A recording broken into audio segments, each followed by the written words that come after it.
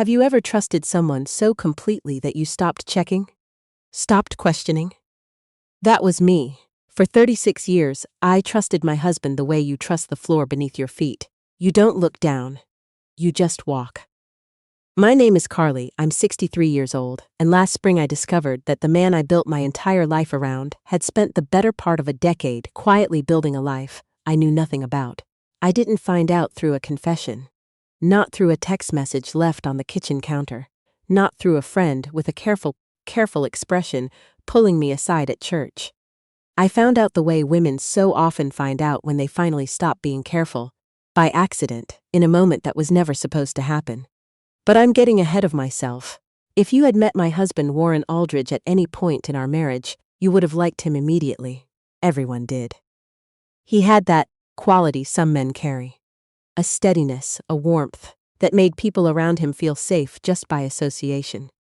He coached youth basketball at our church for 12 years. He carried groceries for elderly neighbors without being asked.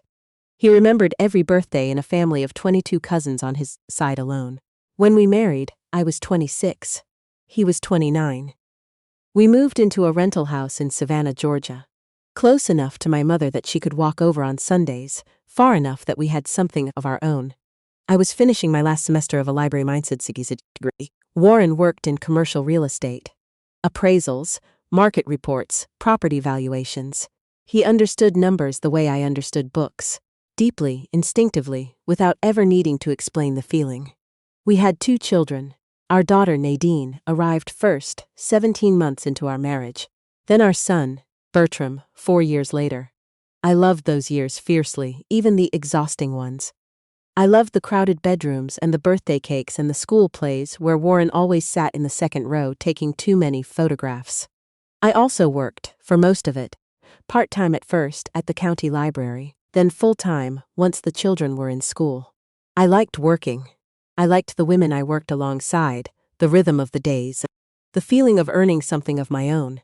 But about 12 years into our marriage, Warren began suggesting I might step back. He never demanded it. That was never his style. Warren always presented things as questions, as possibilities, as gentle reasoning. The library pay isn't much, he'd say, leaning against the kitchen doorway after dinner. And honestly, Nadine could use more of you right now. She's struggling in math. Bertram's not sleeping. I worry about you spreading yourself thin. He worried about me. He always said that. The words always landed like a hand on the shoulder, firm and warm at once. So I cut my hours. Then I stopped entirely. And I told myself it was temporary. Told myself I'd return in a year or 2 when things settled down. But things with children don't settle down. They just change shape. And Warren had a way of finding new reasons, new seasons, new circumstances that made feel impractical. By the time I understood what had happened, a decade had passed. I was 45 years old, and the last steady paycheck I'd received had been in a different century. I want to be honest about something. I don't think Warren sat down somewhere and calculated this. I don't think he looked at me when we were young and thought, I'll keep her dependent. I think it happened more quietly than that. More gradually, the way rooms accumulate clutter, one item at a time, until one day you look around and realize you can no longer find the door. What I know is this. Once I stopped working, Warren handled everything financially. Every account, every investment, every tax return, every insurance renewal. If I asked questions, and I did sometimes, especially in the early years, he answered them with patience and confidence and just enough technical language that I eventually felt more foolish for asking than I would have if I'd simply trusted him. And I learned to trust him. Completely. The way you trust the floor. For a long time, there was nothing remarkable about our life together. We weren't wealthy, but we were comfortable. Warren was careful with money. He said so often, and I believed him. We drove our cars until the mileage was embarrassing. We took modest vacations every other summer. I clipped coupons out of habit that started as necessity and never quite stopped. Once, about 8 years ago, I saw a beautiful dining table at an antique shop on Abercorn Street. Solid walnut, 6 chairs, the kind of piece that seems to anchor a room. I knew immediately that it would be perfect for our house. I called Warren from the parking lot, so excited I was practically whispering. He listened carefully. Then he said, very gently, "We're not in a position for that right now, sweetheart. I'm sorry. I put the phone in my purse and walked back to my car. I sat there for a moment, and then I drove home. I don't think I thought about the table again for years. That's the strange thing about accommodation. It become invisible. The first morning that something felt wrong, genuinely, undeniably wrong, was an October morning about 2 years ago. Warren had gone to an early breakfast with someone from his professional association. I was washing dishes when I noticed he had left his briefcase unlatched on the kitchen chair. The clasp was open, papers visible at the top. I wasn't snooping. I want to be clear about that. I was going to close it, carry it to his office, and go on with my day. But as I lifted it, a single sheet of paper slipped free and landed on the tile. I picked it up automatically, and before I'd even focused my eyes, I saw a dollar amount printed near the top. $248,000. I stood there holding the paper and read it again, and then again. It was a statement account summary, quarterly from a financial institution I didn't recognize. The account name read simply, Aldridge Holdings LLC. I had never heard of Aldridge Holdings. I set the paper back carefully, latched the briefcase, and placed it exactly where Warren had left it. Then I stood at the sink for a long time with the water running and tried to understand what I had just seen. There was probably an explanation, I told myself that. Warren managed complicated financial arrangements professionally. Some of these things had to do with work, with clients, with structures I was never privy to. I was not a financial person. I told myself that. But later that evening, when Warren came home and stood at the kitchen counter, thumbing through the mail, I watched his hands. I noticed how he separated certain envelopes from others. How one of them, plain white, no return address printed. He folded quietly and tucked into the inner pocket of his jacket before I could see the front. And something in me, quiet as it was, did not accept the explanation anymore. I didn't say anything that night, or the next day. I carried the number around like a stone in my shoe, present, persistent, impossible to ignore. The next week, Nadine drove down from Atlanta with my grandson, Curtis, who was 7 and already obsessed with birds. We took him to the marsh trails that Saturday, while Warren attended an appraisers convention downtown. Nadine and I walked slowly behind Curtis while he pointed his little binoculars at everything that moved. At some point she said, without looking at me, "Mom, are you doing okay? You seem worried about something." I smiled and told her I was just tired. She didn't push. Nadine was never a pushy person, but she glanced at me sideways in the way she had. A way that reminded me of her father, actually. Noticing without demanding. And I felt something tighten in my chest. That night after they'd left, I sat at my kitchen table with a glass of sweet tea and pulled out a small notepad. I wrote down what I knew, the account name, the amount, the envelope, the phone call I'd half heard 2 weeks earlier, Warren's voice dropping when I entered the room, his hand covering the phone casually as he said, "I'll call you back." The way he'd started shredding mail in the office wastebasket instead of the kitchen recycling bin. None of it proved anything. All of it troubled me. I didn't sleep well that night. Or the night after. About a month later, Warren took a weekend trip to Charleston with a colleague he'd known for 30 years. A man named Edmund, who I had met perhaps 4 times and always found pleasant in an unmemorable way. Warren had made this trip before, 2-3 times over the years. A long weekend, golf, property tours in the historic district. Nothing about it seemed unusual. He kissed me at the door Friday afternoon, said he'd call when he arrived, said he loved me.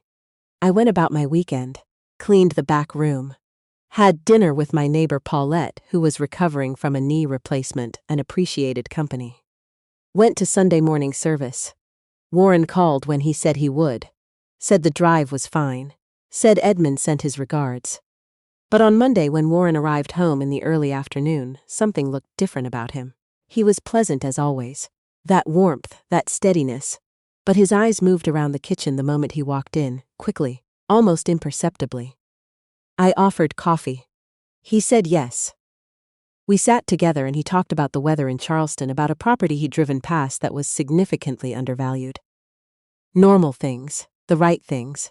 I don't know if I could have explained to anyone at that point what I was feeling. It wasn't rage. It wasn't even suspicion, exactly. It was more like the feeling you get when you're reading and realize you've lost the thread.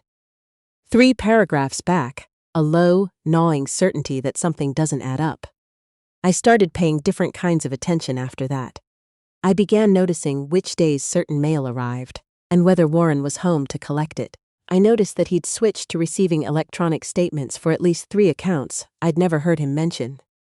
I noticed that his home office, a room I'd always had access to, a room I'd vacuumed and dusted for 36 years, now had a lock on the filing cabinet that I didn't recall being there before. One afternoon, while Warren was playing golf, I went into his office to look for the phone charger I thought I'd left in there. I tried the cabinet drawer on instinct, locked. I stood there for a moment, looking at it. Then I left the room and sat on the edge of the bed until my breathing settled. I want to be fair to the person I was then. I had spent 36 years trusting my husband. Suspicion felt foreign, felt wrong, felt almost disloyal. I told myself that financial privacy wasn't the same as financial deception. I told myself that plenty of married couples kept separate aspects of their professional lives. But the doubt had taken root. And once something like that takes root, it doesn't let go easily. A few weeks after that, Bertram called from Houston in a way he almost never called. Mid-afternoon on a Tuesday, his voice strange and tight. He and his wife, Janine, were having serious problems. Not just arguments, he said carefully. Structural problems. Finances. She'd discovered he'd run up more debt than she knew about, and they were trying to decide whether they could get ahead of it before it became something worse. He needed a loan. Not enormous. He said $15,000, just enough to pay down the sharpest edge of it and buy them time to see a financial counselor. I told him I'd talk to Warren. That evening I raised it at dinner. I kept my voice gentle, explanatory. I gave Bertram's situation as much context as I could. I watched Warren listen with his elbows on the table, his hands folded. When I finished, he was quiet for a moment. Then he said, "We can't do that right now." I blinked. "We can't lend our son $15,000. He picked up his fork. "It's not about the amount. It's a pattern. If we rescue him now, he won't learn to manage his own situation." I thought about Bertram's voice on the phone. He'd sounded ashamed. My son, 51 years old, had called his mother in the middle of a Tuesday sounding ashamed. "Warren," I said quietly, "he's asking for help. And if we give it to him now, he'll ask again in 6 months." I looked at my husband across the table, and something shifted in me. Not dramatically, not visibly. But something shifted. I said, "He's our son," Warren said, "and we have to think about our own stability first." I didn't argue. I had learned, over many years, that argument with Warren went nowhere. Not because he became angry. He rarely raised his voice, but because he had a way of making every position you took sound reactive, emotional, poorly reasoned. I had watched myself become someone who said less and less at the dinner table, not because I had nothing to say, but because saying it cost more than I had energy for. That night I sent Bertram what I had, $600 I'd slowly set aside from grocery money over the past several months. A small emergency fund I'd never told Warren about because I had learned, without ever quite naming the lesson, that small private accounts were necessary. $600 for a man who needed $15,000. It wasn't enough. I knew it wasn't enough. But Bertram cried when I called to tell him, and that made me want to put my fist through something. Instead, I went to bed and lay there watching the ceiling fan turn, and thought about the cabinet drawer, the locked drawer, the account with $248,000. The next morning I called Nadine. I didn't tell her everything. I wasn't ready to tell her everything. Part of me still didn't know what everything was. But I told her about the account statement. The amount. I kept my voice level, clinical. She was quiet for a long moment. Then she said, "Mom, how long has that account existed?" "I don't know. How much do you know about your finances in general?" The question arrived like cold water, because the honest answer was, less than I'd ever admitted it to myself. Nadine said carefully, "Maybe you should talk to someone, not to accuse him of anything, just to understand what you're looking at." She was right. I knew she was right. But knowing something is right, and finding the courage to act on it are two different distances. I spent another 2 weeks doing nothing except watching and remembering. The memory I couldn't stop returning to was from about 4 years ago. We'd been sitting in the back porch during a warm September evening, and I'd mentioned, very casually, that I sometimes thought about going back to work. Not full-time, Volunteer work, maybe. Something at the library, even part-time. Warren had smiled. He'd said, "You've given so much of yourself already. Why would you want to add more to your plate?" It had sounded, at the time, like tenderness. Now it sounded like something else entirely. I made the appointment on a Thursday morning while Warren was showing a property on the north side. The attorney's name was Constance Fairweather. She practiced family law from a small office above a bookshop downtown, which seemed almost too fitting. I nearly turned around twice on the walk up the stairs. She was a direct woman, 50s, natural gray locks, reading glasses she wore on the end of her nose, and never seemed to actually read through. She listened without interrupting while I explained the account statement, the locked drawer, the envelope Warren had tucked away, Bertram's loan refusal. When I finished, she looked at me steadily. "How much access do you have to your financial accounts right now?" I told her. "Not much, practically speaking." I knew the checking account, the one we used for household expenses. I had a debit card connected to it, but retirement accounts, investments, anything larger, Warren handled all of it, had handled all of it for 30 years. She nodded slowly. "That's not uncommon. It's also significant." "Why significant?" "Because financial control within a marriage is often paired with financial concealment." She said it matter-of-factly, without drama. "Not always, but often." I stared at my hands. I kept thinking maybe I was misreading something. Maybe.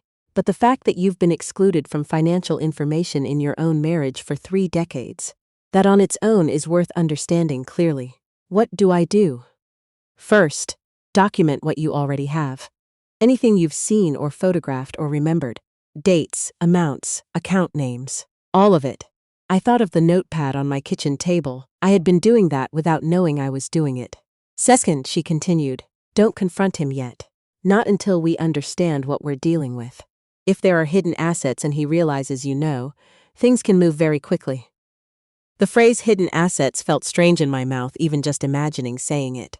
It sounded like something from a courtroom drama, not from a 36-year marriage.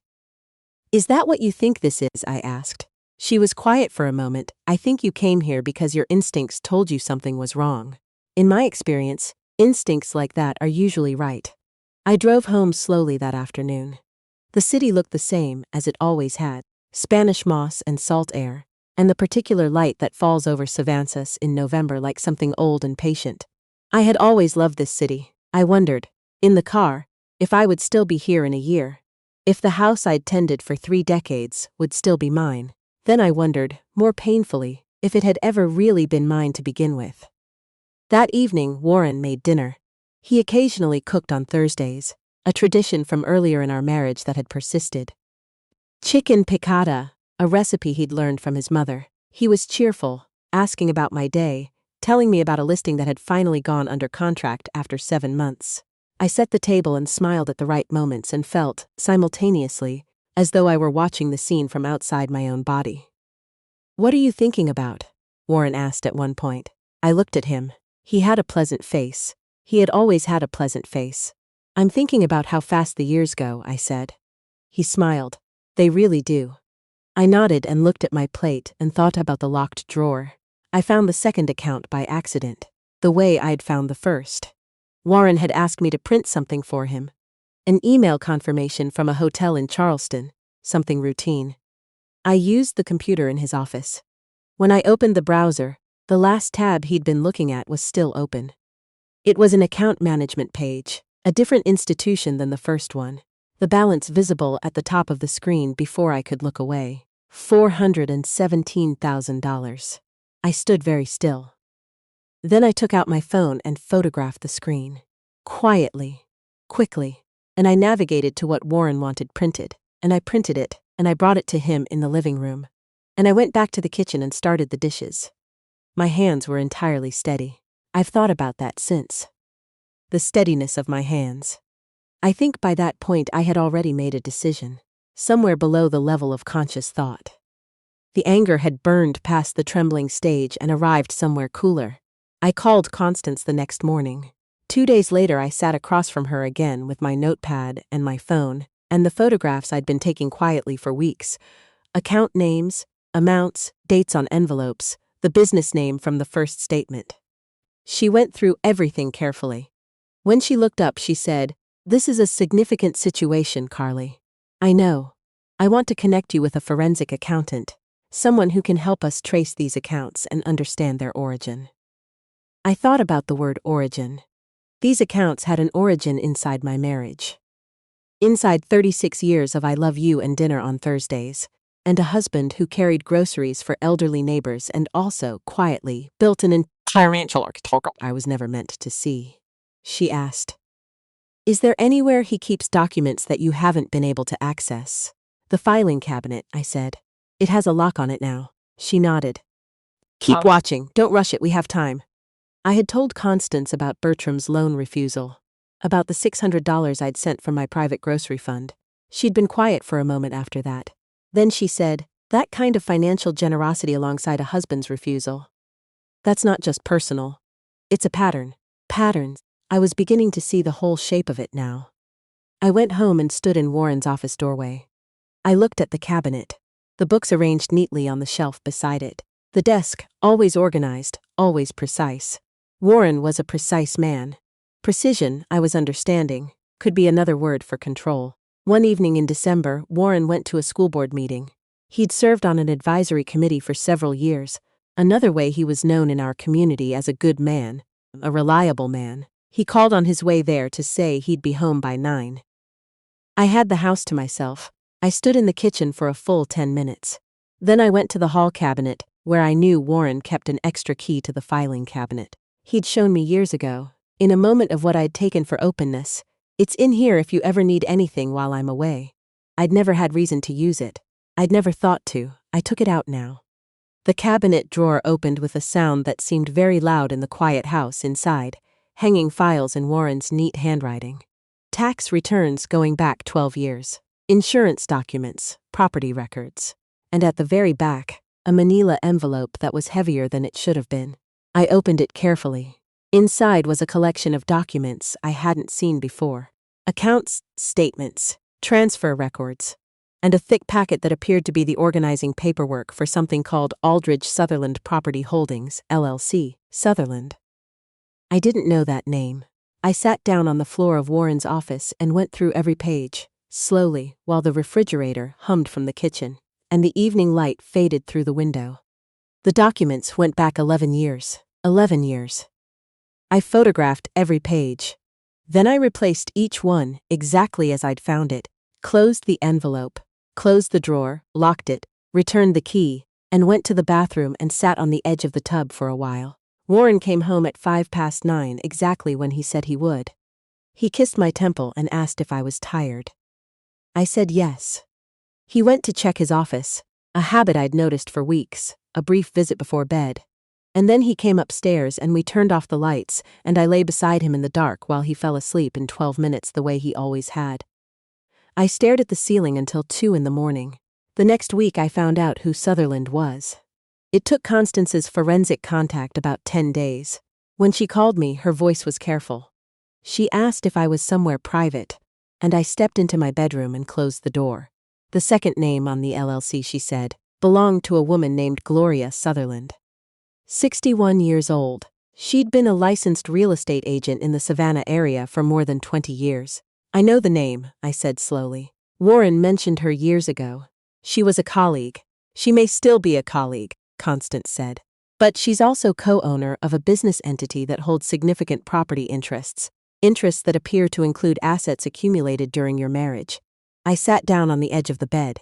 "Is she?" I started. "Is it romantic?" "We don't have evidence of that," she said carefully. "What we have evidence of is financial partnership, property co-ownership, and a business arrangement your husband kept entirely separate from you." I thought about that. Thought about what it meant. Whether it was better or worse than the alternative. Whether better and worse even applied anymore.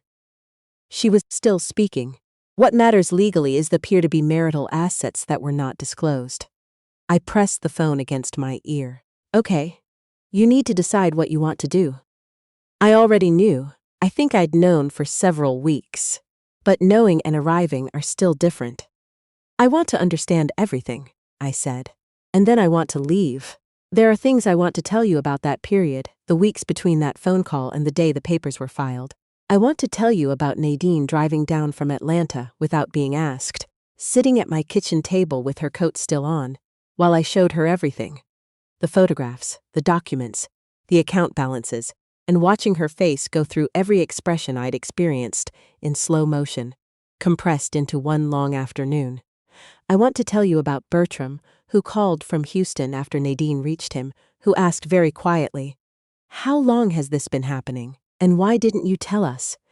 And how I had to explain to my son that I hadn't told him because I was still learning to trust myself again. I want to tell you about the morning I met Gloria Sutherland.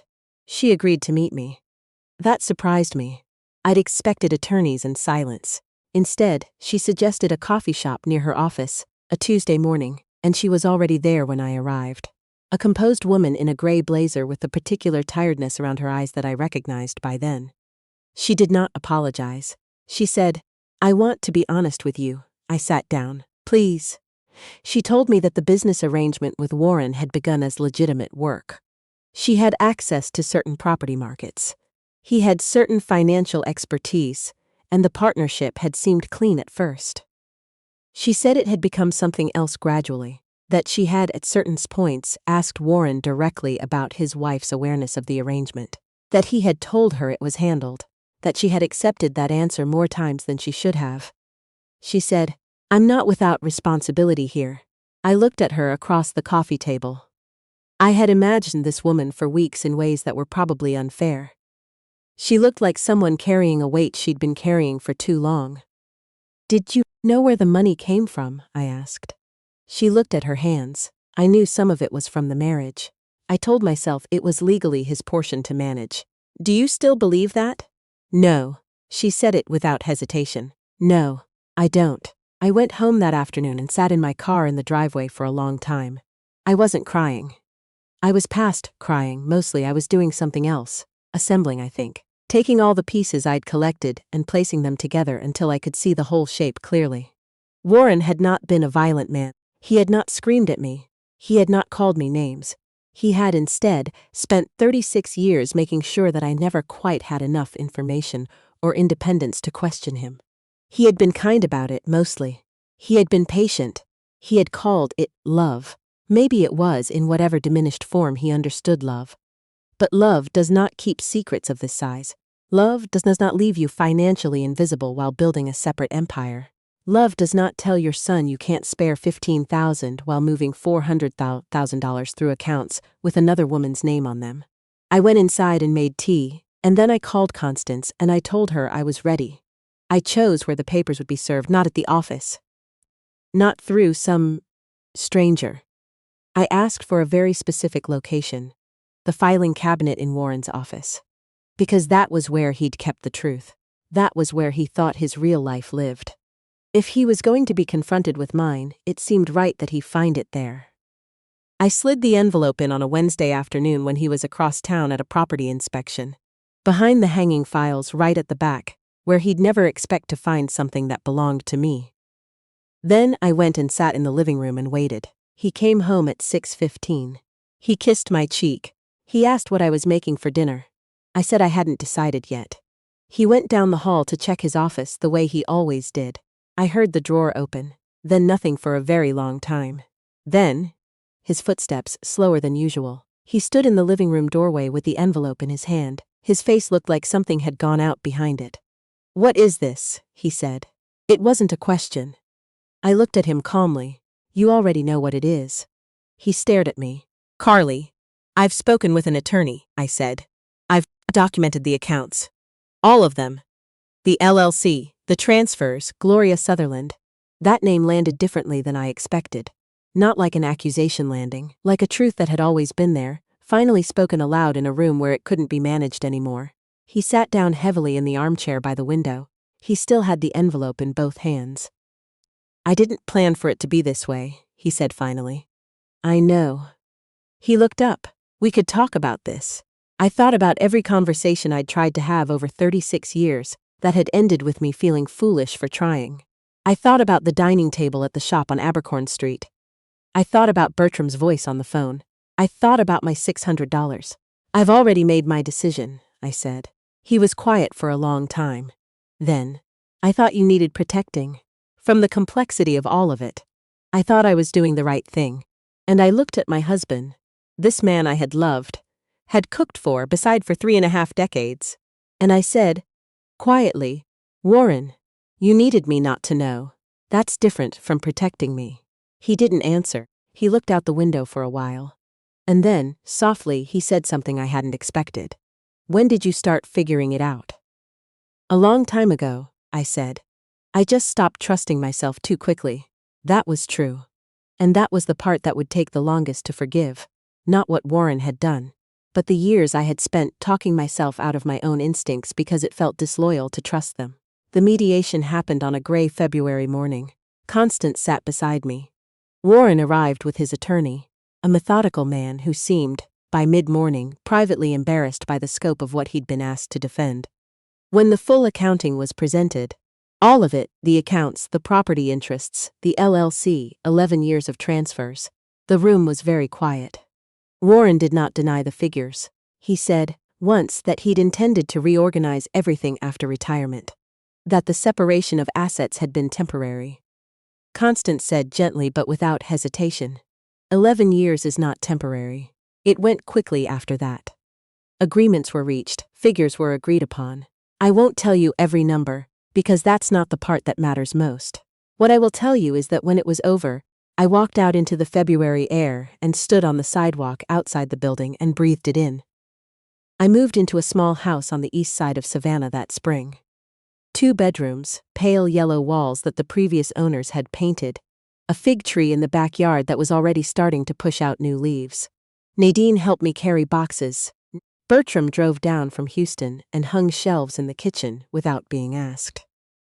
On the first Saturday morning in my new house, I woke up before the sun was fully up. I made coffee and carried it out to the small back porch and sat there while the fig tree caught the light. Curtis called that afternoon to tell me he'd seen a painted bunting in the schoolyard.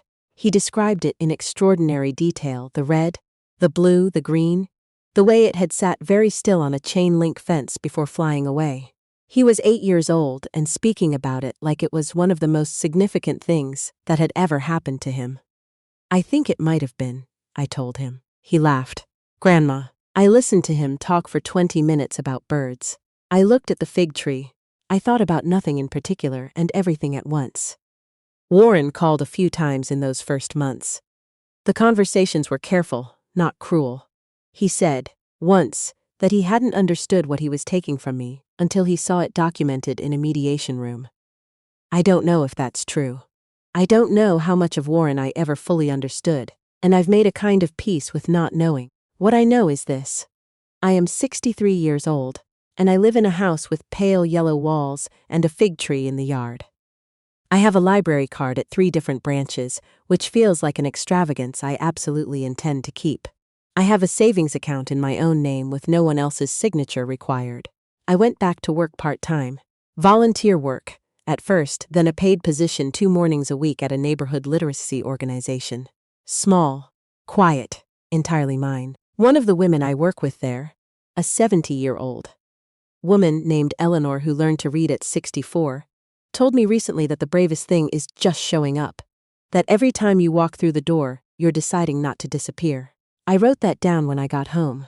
I have it on the refrigerator now. If you're watching this and you've had to rebuild something later in life, a marriage, a sense of yourself, trust in your own judgment, I want you to know that the rebuilding is real. It doesn't look the way you expect. It's quieter. It happens in small rooms with bad lighting and cups of tea that go cold before you finish them. It happens in the car on the way home from an appointment, when you realize your hands are steady on the wheel. It happens when your grandson calls to tell you about a bird, and you listen to the whole story because you have time now. And nobody is waiting for you to come back inside. It is not too late to stop disappearing. I don't say that lightly. I say it because I lived 60 years in the other direction, and I am here to tell you the view is better from this side. If any part of this reached you tonight, if it touched something you recognize or something you're still trying to name, I'd love to hear from you in the comments. Your stories matter. Tell me how you're doing. I read more of them than you probably realize. And if this is your first time here, welcome. My name is Carly. I am 63 years old, and I am only just getting started.